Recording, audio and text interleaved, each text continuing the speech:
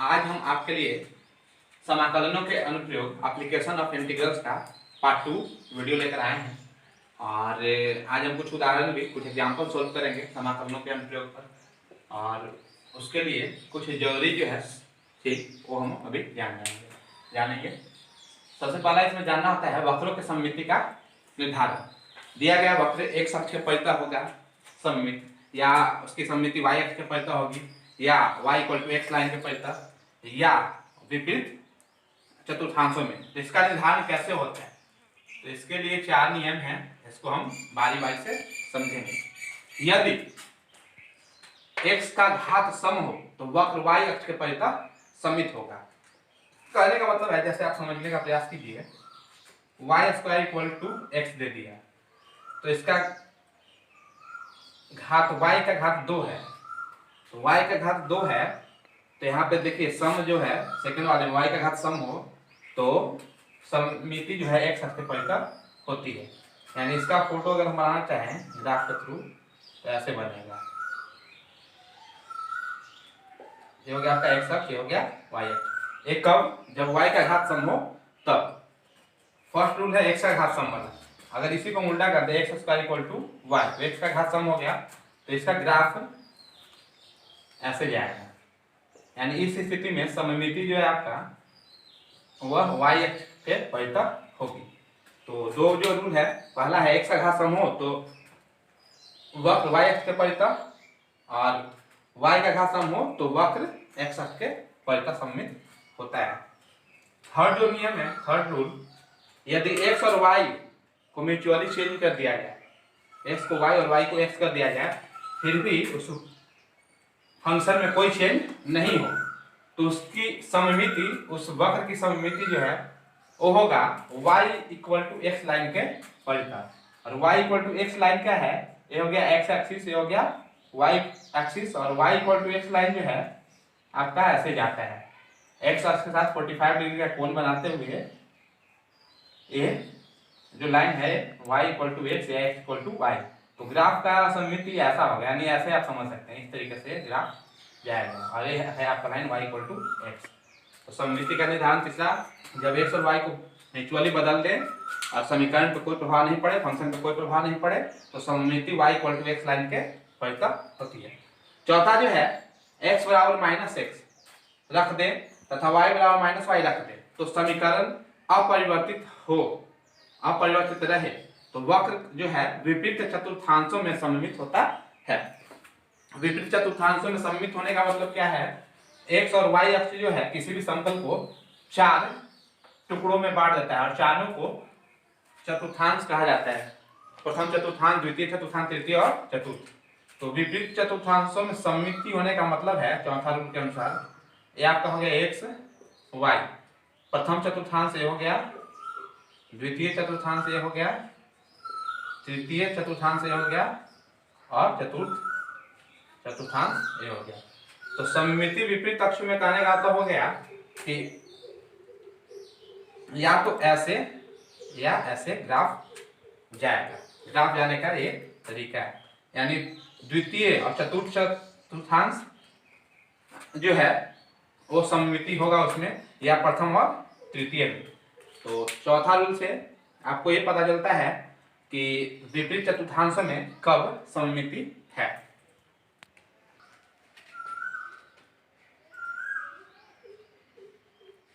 हमने सममिति का कुछ नियम सीखा कि सममिति का निर्धारण कैसे होगा।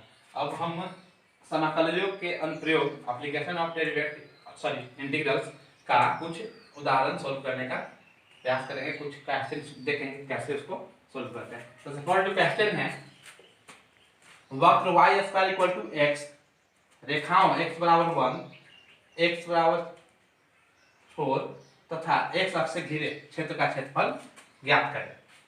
वक्र y² = x, रेखा x = 1, x = 4 तथा x अक्ष से घिरे क्षेत्र का क्षेत्रफल ज्ञात करना है।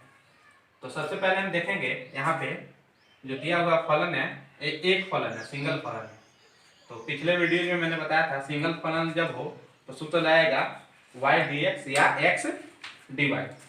तो यहाँ पे सममिति का निर्धारण y का घात सम है, तो सममिति x अक्ष होगा, और ये वास्तव में एक पैराबोला है, एक पैराबोला है जिसका जो एक्स अक्ष के परितः सममित है और जो मूल बिंदु से गुजर रहा है। ये पैराबोला है y square equal to x. y का घात सम है इसलिए सममिति x अक्ष के परितः हो गई। इसमें x इक्वल टू 1 और x इक्वल टू 4 लाइन खींचना है। तो इधर हम जाएंगे 1, तो x इक्वल टू 1 इधर होगा कहीं पे, और x इक्वल टू 4 जो होगा 1 2 3 इस तरीके से लेंगे, तो x इक्वल टू 4 इधर कहीं पे होगा।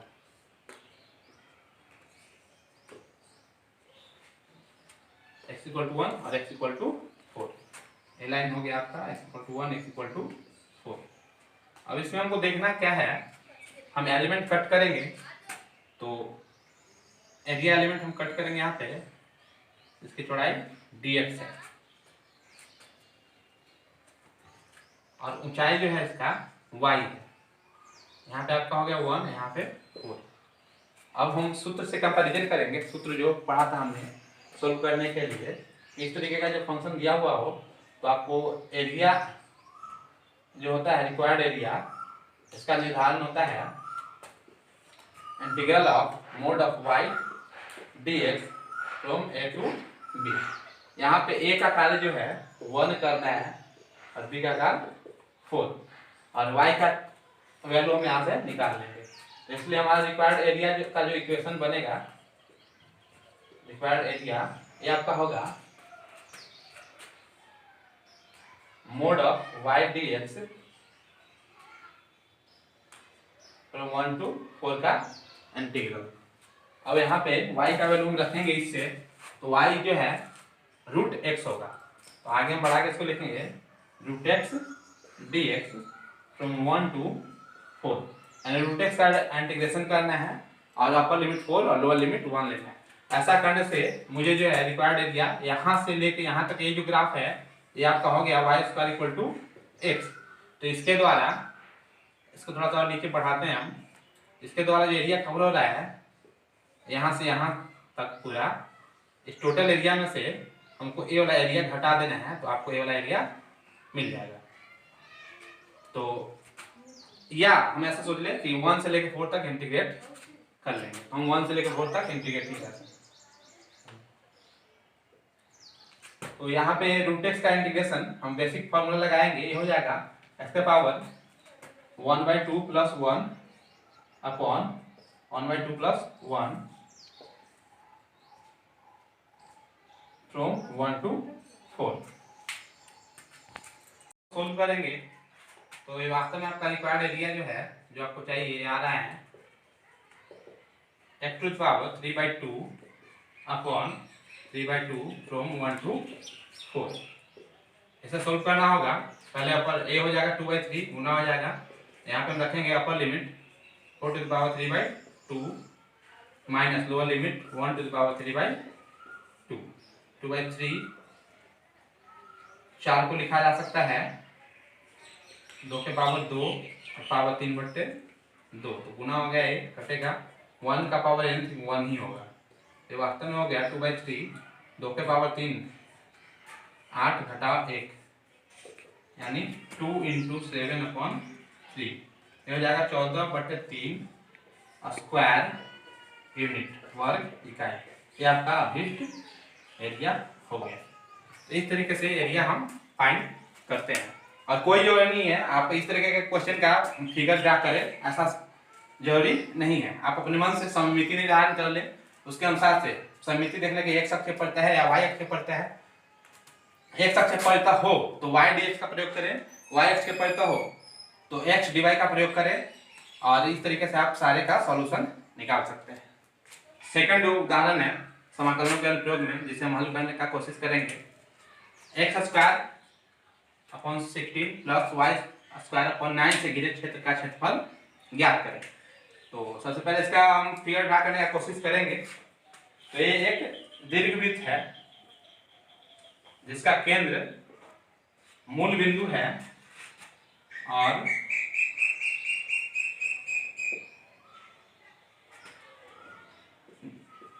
जो एक्स अक्ष को क्रमशः -4 और एक्स अक्ष को क्रमशः -4,0 और 4,0 पे काट रही है, और वाई अक्ष को क्रमशः 0,3 और 0,-3 पे काट रही है। ये हो गया आपका मूल बिंदु, एक्स अक्ष वाई अक्ष। तो ये इस फंक्शन का ग्राफीय निरूपण है। अब ये जो इलिप्स है, ये जो दीर्घवृत्त, ये टोटल इतना एरिया कवर कर रहा है। इसे कैसे कैलकुलेट करें समझ लेना है, तो बहुत आसान है। एक चतुर्थांश का एरिया निकाल कर हम एक चतुर्थांश का एरिया निकालेंगे और उसमें 4 से गुना कर देंगे, यानी रिक्वायर्ड आपका एरिया होगा अभिष्ट क्षेत्रफल 4 गुने एक चतुर्थांश का क्षेत्रफल।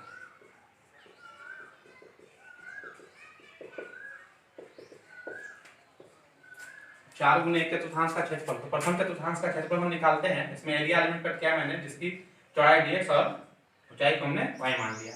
तो प्रथम चतुर्थांश का जो होगा एरिया जो हो जाएगा वो होगा रिक्वायर्ड एरिया का 4 गुने integral of mod of y dx from, इसे मेरे को इंटीग्रेट करना है 0 से लेके 4 तक, क्योंकि यहाँ 0 से लेके 4 तक ही ये एरिया कवर कर रहा है प्रथम चतुर्थांश।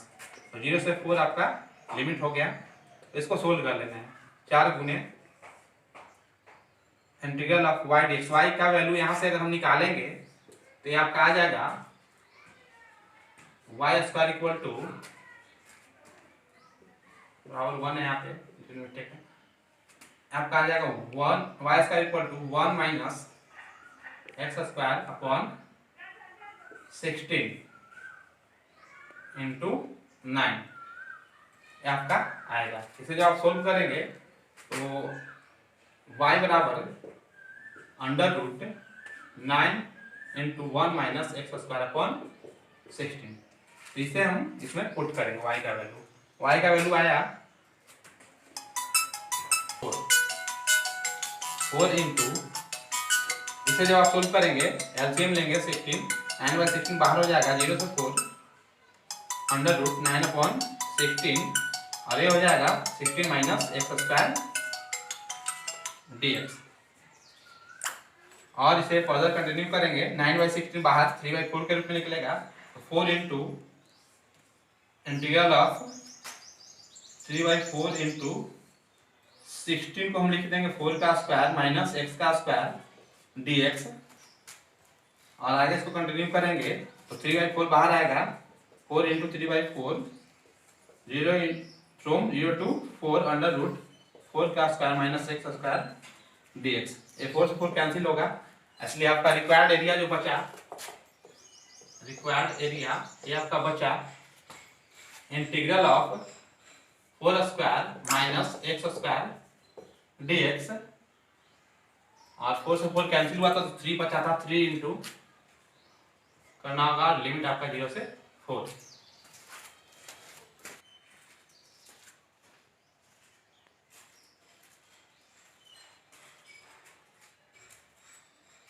हाँ sir, good evening.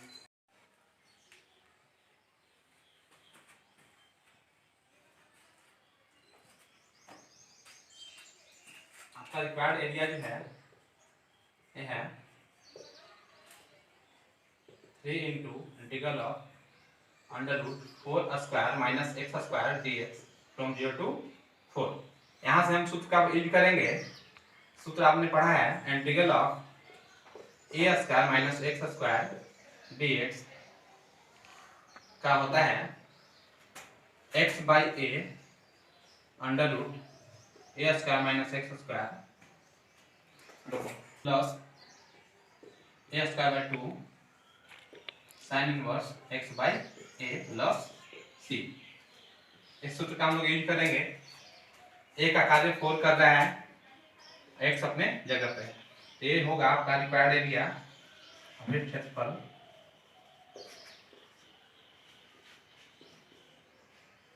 Sorry 3 into x upon 4 under root 4 का स्क्वायर माइनस एक्स का स्क्वायर प्लस ए स्क्वायर यानी 4 का square upon 2 sine inverse x upon a, और ए का कार्य आपका 4 कर रहा है, और इसमें लिमिट पुट करेंगे 0 से लेके 4। अब आपको इसमें वैल्यू रख देना है। x के बदले पहले अपर लिमिट रखेंगे तो ये होगा 3 इंटू, जैसे यहाँ पे आप 4 रखेंगे तो 4 का स्क्वायर माइनस 4 का स्क्वायर ये 0, यानी टोटल टर्म 0 हो जाएगा। और यहाँ पे जब आप रखेंगे 4/4 तो ये आएगा 1, यानी जो भी आपका रिजल्ट आना है इस सेक्शन से आना है। तो इसे हम हटा देते हैं, ये हो जाएगा 16/2 यानी 8 साइन इनवर्स x की जगह 4 रखेंगे तो 4/4 आपका आ जाएगा 1 माइनस लोअर लिमिट रखना है। तो जैसे यहाँ पे 0 रखेंगे 0 इंटू एनीथिंग 0 तो ये 0 हो जाएगा, प्लस यहाँ पे 0 रखेंगे तो 0/4, तो वास्तव में इधर आ जाएगा 8/2 साइन इनवर्स 0/4 0। अब हम यहाँ से देखेंगे आपका रिक्वायर्ड एरिया जो है ए प्रॉपर्टी ऑफ इनवर्स है, साइन इनवर्स 1 का वैल्यू जो होता है ये होता है π/2, 8 इंटू π/2 हो गया आपका, और साइन इनवर्स 0 जो है वो 0 होता है, यानी साइन इनवर्स 0 0 तो 0 8 इंटू 0 ये हो जाएगा। यहाँ पे आप देखेंगे 4 2 या 8 यानी टोटल आपका आ गया 12 पाई माइनस 0 यानी 12 पाई स्क्वायर यूनिट 12 वर्ग इकाई। तो ये जो टोटल एरिया कवर हो रहा है आपका ये हो रहा है 12 पाई स्क्वायर यूनिट 12 वर्ग इकाई। तो इस तरीके से हम कैलकुलेशन करते हैं, और इस तरीके से आप सारा एग्जांपल बनाइए। 8.1 आपका बनेगा, 8.2 बनेगा, सारा क्वेश्चन का आंसर आप देने में सक्षम है। इस पे आधारित उदाहरण जो है उसको भी आप अच्छे से प्रैक्टिस कीजिए, और मिलते हैं नेक्स्ट वीडियोज में। अगला जो आपका कॉन्सेप्ट होगा 9वां आपका एनसीईआरटी का चैप्टर होगा, उसे लेकर हम आएंगे। तो इसे आप सोल्व कीजिए, कहीं पे भी कोई कंफ्यूजन हो तो आप हमारे चैनल से क्वेश्चन भी कर सकते हैं कमेंट बॉक्स में जाके, या हमारे नंबर पर कांटेक्ट करके कमेंट करके पूछ सकते हैं, कॉल करके पूछ सकते हैं जो भी डाउट है, और हम उसे क्लियर करेंगे। तब तक के लिए बहुत बहुत धन्यवाद, मिलते हैं नेक्स्ट वीडियो के साथ।